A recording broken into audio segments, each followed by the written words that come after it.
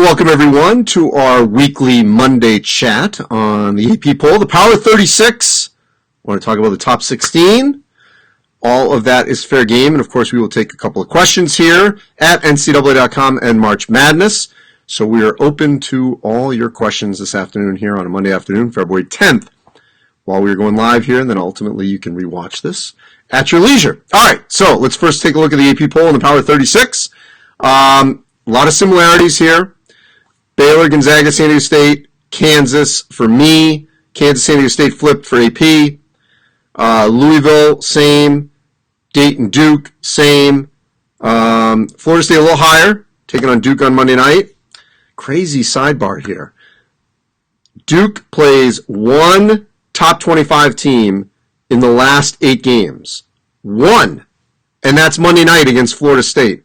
I can't remember a time in Duke's modern history where they end the season in the last month of the season with only one top 25 game, and that's what will happen when Duke takes on Florida State on Monday night. Maryland up high, Seton Hall, Auburn, all in our same vicinity. Kentucky, Penn State, a lot of similarities here. I dropped West Virginia. They got hammered by Oklahoma. Didn't drop much at all in the AP poll. I think if we did the top 16 today, West Virginia would not be on the 2 line. They probably might be even on the 4 line at this point. So major hit for the Mountaineers in my poll, and I think in the top 16. Looking further down, Villanova. Nothing seems to bother Villanova in the AP poll. I'm sorry. I was there, okay? They've lost 3 in a row. I still kept them in the Power 36, but they've lost 3 in a row. So you've got to drop them, all right? Colorado, impressed with them, move them up 14-16 here AP. Oregon, same kind of deal. Marquette, all right, they are in the vicinity of each other here. 16 me, 18 them. Butler, I ding them basically for losing to Marquette. Yes, they beat Villanova, so I pushed them further down. Houston, all on board with them. Iowa, same. Look, with Creighton, Texas Tech, LSU, I've got them in there, so I think that's positive. Illinois as well. So we're a lot of similarities there. Now the team that I moved up, Northern Iowa in my top 25, Purdue in my top 25. I mean, they obliterated Iowa. Purdue's good, by the way, is very, very good. BYU looked great last week. St. Mary's had bounced out. They got hammered by Gonzaga. They got some work to do to make sure they make the NCAA tournament. Then you got Rutgers, Wisconsin, Arizona State playing very well in the Pac-12, making a run toward another bid potentially. It's interesting. Texas Tech still top 25. I have them in the back part of the 36, hanging on. Xavier, Oklahoma, I put in as well. All right, in terms of the top 16 that we saw revealed, I fully expect the top 4 teams that you saw, the 4 number ones, they will be no lower than any 2s. So I think Baylor and Kansas, if I had to say right now, I'd feel more secure that they will be number 1s. Gonzaga, if they were to lose another game, it depends who's behind them, potentially could go to the 2 line. And right now it doesn't look like they will in the West Coast Conference. We'll see. Still got to play BYU again. They get St. Mary's at home. And San Diego State. If San Diego State runs the table but loses in the Mountain West Conference tournament, right now they're the 4th number 1. That'll be really interesting. Do you drop them to a 2 line if they have 1 loss and the 1 loss comes in the conference tournament? What also be interesting is their conference tournament is a week earlier, kind of like the Big Ten 2 years ago. So San Diego State could be done by March 6th or 7th, depending upon if they're in the semis or the final. And they could have a whole week to sort of watch what happens around the country, but where they fall. I don't think they fall below a 2, though. So I think they're pretty safe, 1 or 2. Beyond that, I think it's wide open for where teams will play and whether or not some of those teams, that 3-4 line, stay in that grouping. Part of our March Madness 365 podcast, which you can see actually to be posted Tuesday morning, okay? I do a Katz ranks of the top 10 teams that have a chance to get into the top 16 that weren't involved. So I don't want to give it away, but you'll see. I think there'll be at least a handful. In the few years they've had this, 39 of the 48 teams, okay, from the top 16 reveal ended up being in the top 16, and all the 1s and 2s were there on Selection Sunday. So, all right, let's take a couple questions here. Robert Bradshaw, San Diego State is a lock for a number 1 seed. Yes, they should be, but, we'll see. Dayton wins out there one, says Matthew Miller. I agree with you that if Dayton wins out and a combination of Gonzaga or San Diego State loses, then Dayton has the best shot of the 2s to potentially move up to the 1 line outside of Duke. Let's see what happens with Duke. If Duke were to win out, even though they don't play any other top 25 teams, that would mean in the ACC tournament, you would think, they'd have a win over Florida State, and maybe another win over Florida State or Louisville in the ACC tournament. So, yes, they're right there. Let's see. Logan Kirby, if Kentucky wins out, can they move up to the 2 line? Yes. Little teaser about when I got in that Katz ranks. Let's see. How is Kansas above Duke when Duke beat them? Asked Patrick. Well, Patrick, let me just shed a little light here. That game was back on November 6th. And yes, it's important, okay, but it is not the end all. It is not just head to head. It is body of work. It is how you're playing now. It's who your opponents have played. There's so many other factors. It's not strictly head to head. So, for example, Kansas has no bad losses. Duke, you could argue, has at least 1, maybe 2 relative to Duke, with Stephen F. Austin at home and Clemson on the road. So you can't compare that with Kansas and Duke body of work. All right, Gary, how many wins does Purdue need to be in? I will say this about Purdue. As I said, their good is very good, and I think they're going to get in.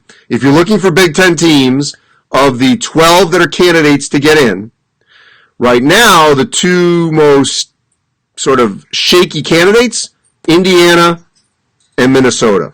I think Purdue has now moved ahead of both of those 2 schools in terms of feeling more secure. Ryan, what seed can Northern Iowa get, and can they get in at large? If Northern Iowa wins out, they got to win over Colorado. That's going to loom large. If they win out regular season and Valley champs, they're going to be in position this particular season to possibly get in at large. Think back to Loyola Chicago a couple of years ago, where I think they, a lot of people disagree on this. I think they would have had a chance to get in at large and maybe would have gotten it. Other people think no, because they had that win over Florida. So I'm going to say I think they're going to be right there on the doorstep. I think they could be as high as a 9. Wes Rinker, can I speak to Bob Knight returning to Indiana making the tournament? All right, Wes. Look, I thought it was tremendous. I wrote a story about just all the good things that happened last week in our headlines for our for our March Madness 365. I'll give this away. It was my number 1 headline, Bob Knight.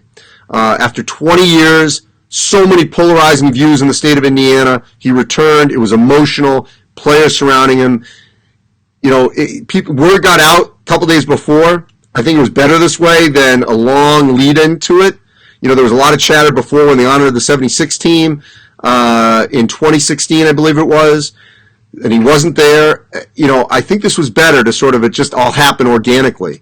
I know it was planned, but to have it spur this quickly. So I thought it was tremendous. And, I hope it's closure. Because I hope this unifies the Indiana fan base more than anything. That's what I'm hoping for, because it had really been a polarizing situation for 20 years, and that's no way. You just don't live life like that. I don't want to see grudges all the way to the end. So, Anthony Bishop, why is in Indiana? They got a lot of work to do. They're not playing well right now. Why is BYU not in the top 25? I can't answer that. I have them at 24. Stephen Burton, West Virginia as 31, I've lost my mind. Look, they got crushed by Oklahoma. They got a big week this week. Big week. Home Kansas, road Baylor. I expect a split. So, you got to remember, this is not seeding. It's not seeding. This is how you're playing right now in terms of my rankings, and I think a lot of other people. And West Virginia had an awful weekend. Justin wants the Southern Conference to get 2 teams in. I think it's great brand of basketball. East Tennessee, Furman, Greensboro have been consistently at the top the last couple of years. I just don't see it. I think it's only going to get 1. Adam, what does CUSA have to do to get in? They got to beat a team above them, meaning Florida State, Louisville, Duke. They had a chance with Duke at home and missed it. They got to get another one. Joseph, LSU's got to learn to finish games. I agree with you 100%. They got to do that. Troy, who wins ACC Player of the Year? Tough call. Jordan Wara versus, more than likely, Jordan Wara versus Vernon Carey. They might appease everyone and give Carey the Freshman of the Year and Wara the Player of the Year. But I think it might depend who wins the regular season title. ASU, why are they in the 36? They swept the home weekend against UCLA USC. They beat Arizona. They're playing really well. I think they're getting in at this juncture. Larry, how many teams will the SEC get in? All right, you're going to test me here. Auburn, Kentucky, LSU, Arkansas, Florida, even though they're shaky. That's 5. And Mississippi State's bubblish, but I think I had them out. It may only be 5. Look, the ACC right now, I say 4 with Virginia the 4th. Can North Carolina make a run to the tournament, Robbie? Golden opportunity, tough loss. I don't see it. They got to win the ACC tournament. Scott Little, opinion of the Terrapins. Love them. They're playing now the way we all thought. They are Final Four worthy the way they're playing right now. The teams I've seen lately, either watching or in person, I'm most impressed by Maryland and Seton Hall. And then I would say clearly Gonzaga, Baylor, Kansas, San Diego State. I need to watch San Diego State a little bit more. Anthony, how many teams will the WCC get in? For sure 2. Gonzaga, BYU. St. Mary's got some work to do. Arnold Horter, Miles Powell, Player of the Year? Yes, he's my Player of the Year right now. But things can change. Nick Ezel, what does Xavier have to do to get into the dance? Xavier must keep winning. They are on the bubble. Good win over Providence at home. Let's take 2 more. Stuart says, I'm avoiding talking about the Pirates. I just talked about the Pirates. Powell, Big East champs, potential Final Four team. So there you go, Stuart. What about Stephen F. Austin, Connor? Look, Stephen F. Austin is going to be a team no one wants to play. Nathan Bain, great to see him consistently playing well. How many teams will the A-10 get in, Stephen Keck? I say 3. Dayton, URI, VCU. Dayton, URI, they play twice. First one in Dayton this week. Really looking forward to seeing what happens with that. All right. Alan says Auburn will lose it up, probably, but I still think Auburn's having a phenomenal season. And let's say Penn State, they hammered Maryland. Should they be higher? Yeah, they could be. We both have them at 13. How about that? Peter, is Marquette going dancing? Yes. Ian, what happened to Florida? Just too inconsistent. Blackshear, not the dominant player we hoped. All right, so there we go. Last one. Let's say, I'm not sleeping on Louisville, Stephen. I think they got a great shot to get to the Final Four. No question about it. And let's say, last thing. Who do I got? Illinois, Michigan State.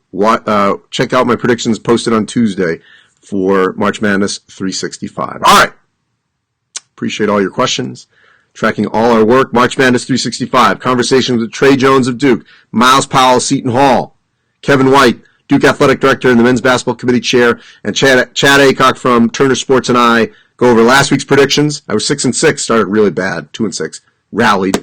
And then we look ahead to this week. Anyway, appreciate all your engagement here on our various social media platforms. Check out the story also on NCAA.com and March Madness that I wrote about the Stanford, Colorado Show of Humanity on Saturday night. Oscar De Silva from Stanford. We hope you get back sooner than later with the head laceration. Great to hear you're doing better. Evan Batty, tremendous human being. A show of compassion. Great and appreciative that you're on the court playing after everything you went through prior to even getting to Colorado. All right, everyone. I'm Andy Katz for NCAA.com and March Madness. Thanks for watching.